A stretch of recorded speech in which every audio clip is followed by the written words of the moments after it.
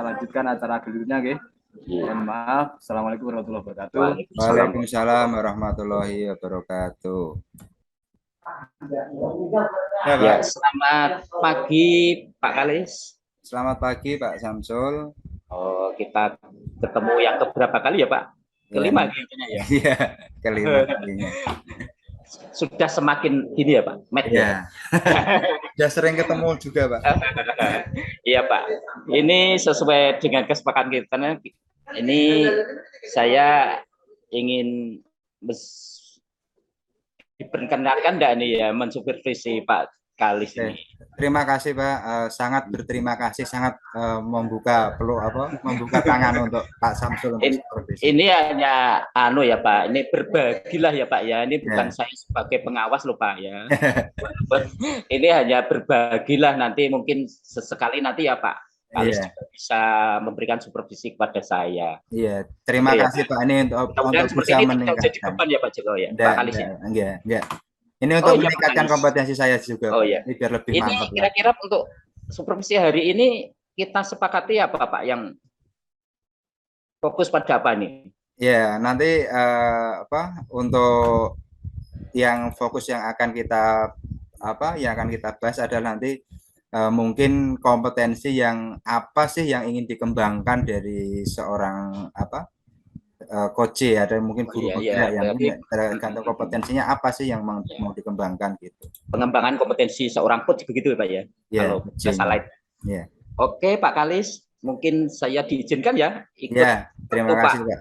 Kalis memberikan proses coaching ya Pak ya? Ya, oke Pak. Terima kasih. Dengan siapa Pak? Kalau boleh tahu Pak? Dengan Pak Mas Rohan. Oh, ini rekan kerja Pak ya? Iya. Oke, monggo Pak. Saya ikut ya. Oke, terima kasih. Saya agak menjauh sedikit ya Pak. Iya Pak. Oke. Monggo. Terima kasih Pak Samsul. Halo Pak Rokan, selamat pagi. Selamat pagi Pak Kalis. Gimana kabarnya? Alhamdulillah Pak. Terima kasih. Waktu Bapak. Terima kasih Pak Rokan. Senang sekali saya bertemu dengan Pak Rokan di sini. Pak Rokan, terima kasih. Mungkin yang ingin saya tanyakan, mungkin apa yang bisa saya bantu Pak Rokan untuk meningkatkan kompetensi yang mana yang ingin Pak Rokan ingin sampaikan, yang ingin diceritakan ke saya. Oke Pak, gini Pak Kalis, ini kan saya itu seorang calon guru penggerak, itu kan diharapkan mampu menggerakkan komunitas sekolah di saya itu. Kebetulan ada salah satu, terutama dari pihak siswa Pak, itu ada siswa di kelas saya itu jarang masuk Pak, terus jarang mengerjakan PR. Nah itu tugas-tugas itu juga jarang dikumpulkan. Itu setelah kita coba gali informasi, ternyata anak tersebut itu memang di rumah itu tidak ada orang tuanya. Ada orang tuanya tapi jarang ditunggoni gitu loh Pak. Tinggal kerja, kebetulan bapaknya itu merantau, ibunya itu di rumah, lah ibunya itu kerja buruh harian itu Pak. Jadi pagi sampai sore itu tidak di rumah. Kalau malam ya udah capek, katanya seperti itu. Jadi anak-anak itu tidak aktif dalam pembelajaran gitu ya Pak maksudnya? Iya Pak, tidak aktif. Jadi aktifnya itu jarang mengerjakan PR, tugas-tugas. Kadang juga jarang masuk.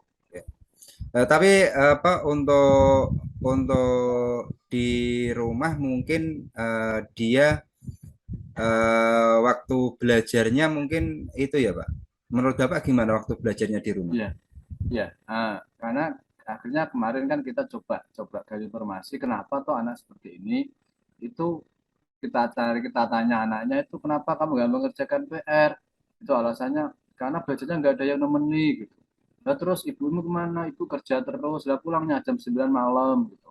Nah, akhirnya kami semacam punya asumsi gini, anak ini berarti kenapa jarang mengerjakan PR karena mungkin dia mau mengerjakan bingung, nggak ada tempat tanya Pak.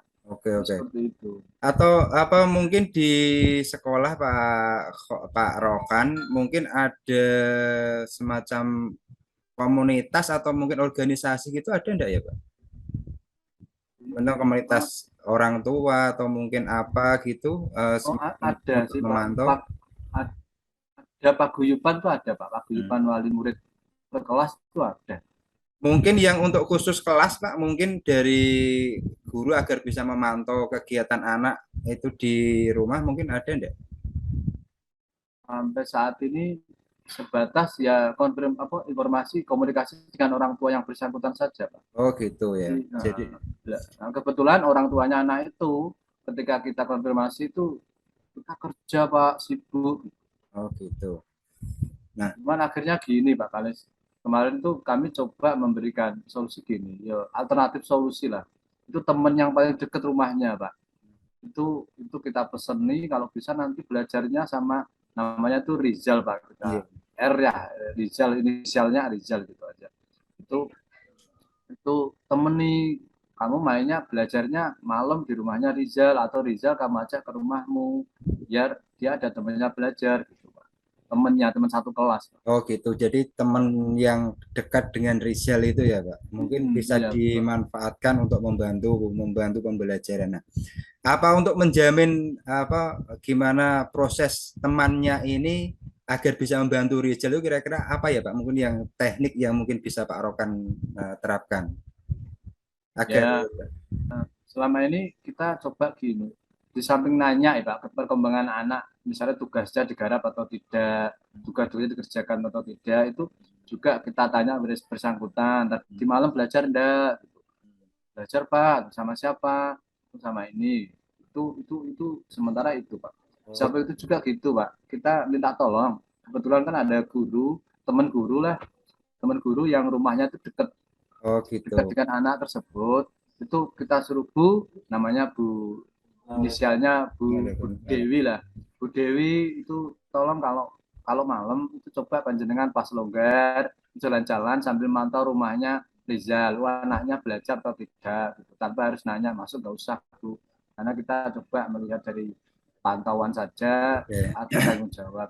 Oke, jadi tadi berarti alternatifnya selain teman juga Bapak Ibu guru yang rumahnya dekat itu untuk memantau ketika di luar jam gitu ya, Pak?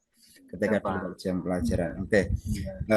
Jadi dari ini kira-kira yang diharapkan Pak Rokan setelah adanya pendampingan dari teman yang dekat, terus kemudian ada pendampingan dari guru yang rumahnya dekat juga itu harapan apa yang ingin dicapai dari tindakan yang Pak Rokan lakukan itu apa? Seperti apa?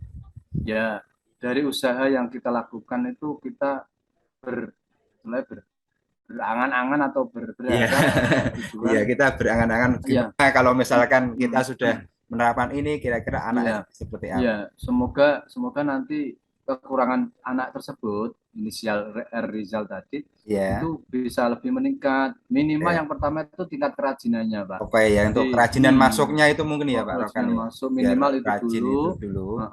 Selanjutnya nanti kan siapa tahu dengan belajar juga dengan temannya tadi itu pemahamannya juga lebih meningkat, Oke, karena mohon maaf Pak, hasil penilaian itu di awal-awal itu anak ini sangat jauh dari teman-temannya.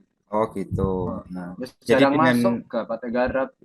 gitu. Ya. Jadi dengan belajar dengan temannya mungkin dia lebih nyaman ya Pak Rokan ya dengan Kayaknya dengan gitu lebih mungkin. nyaman. Nah, beda mungkin ketika belajar dengan gurunya ketika anaknya tadi sudah menurut Pak Rokan sudah berapa jauh tertinggal ketika Ketinggalan diajar jauh gurunya ya. mungkin ada rasa takut atau gimana Takut gitu ya. betul. Jadi harapannya ketika nanti diajar dengan temannya sendiri dengan Bapak Ibu guru itu minimal itu kerajinannya itu muncul dulu lah biar anak itu rajin masuk gitu ya Pak untuk hasilnya biar nanti untuk aktif baca otomatis kalau dia masuknya rajin otomatis dia akan secara apa langsung tidak langsung kan hasilnya juga akan meningkat gitu ya Pak Rokan. Iya, karena kan pemahamannya kan mudah-mudahan meningkatkan setiap hari aktif gitu loh. Oke Pak Rokan, terima kasih.